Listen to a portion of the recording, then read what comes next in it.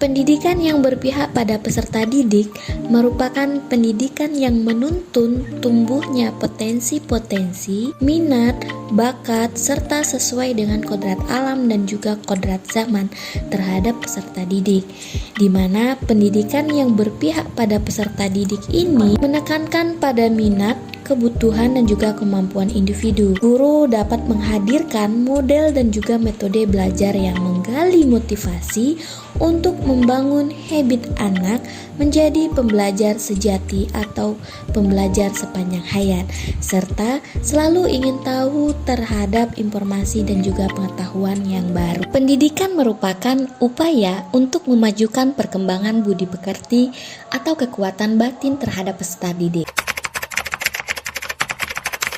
Pendidikan yang berpihak pada peserta didik ini memiliki makna bahwa selama proses pembelajaran, hendaknya seorang pendidik memberikan kesempatan kepada peserta didik untuk mengekspresikan dirinya secara bebas, mengeksplorasi pengetahuan, dan juga mandiri dalam memecahkan masalah. Kemudian mereka juga mengerti pembelajaran dengan gaya belajarnya sendiri. Pendidikan yang berpihak pada peserta didik atau student center ini dijadikan prioritas utama dalam proses pembelajaran. Bentuk pendidikan yang berpihak pada peserta didik dalam pendidikan abad 21, guru dapat memberikan ruang bagi peserta didik untuk mengembangkan potensi bakat dan juga minat selama proses pembelajaran. Pemanfaatan teknologi untuk memudahkan dan meningkatkan kualitas pembelajaran di dalam kelas sehingga peserta didik bisa fokus dalam belajar dan juga terlibat aktif.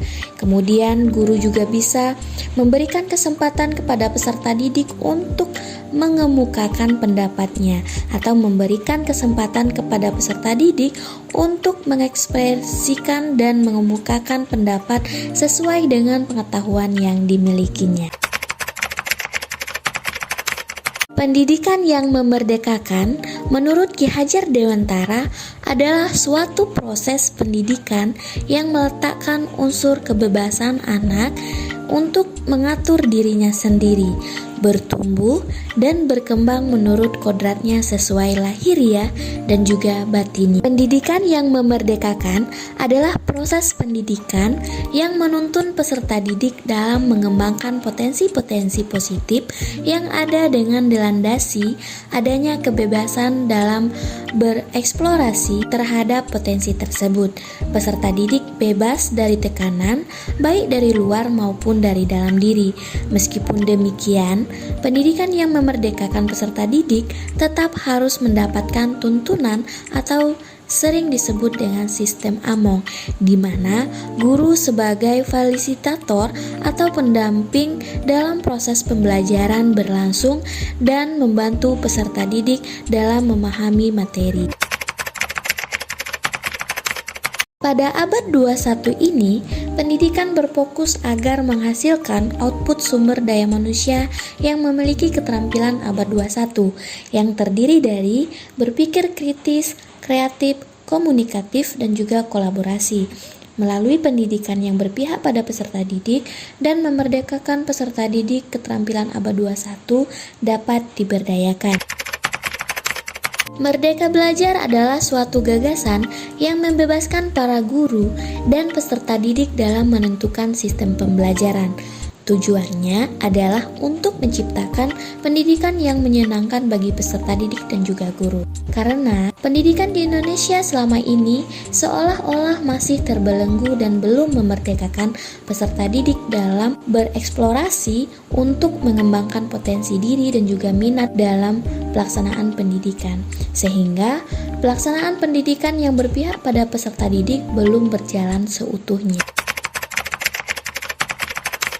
Dalam melaksanakan pendidikan yang berpihak dan juga memerdekakan peserta didik, guru harus melakukan kegiatan pembelajaran yang didasarkan pada potensi, minat, dan juga bakat masing-masing peserta didik sesuai dengan keinginan peserta didik sendiri.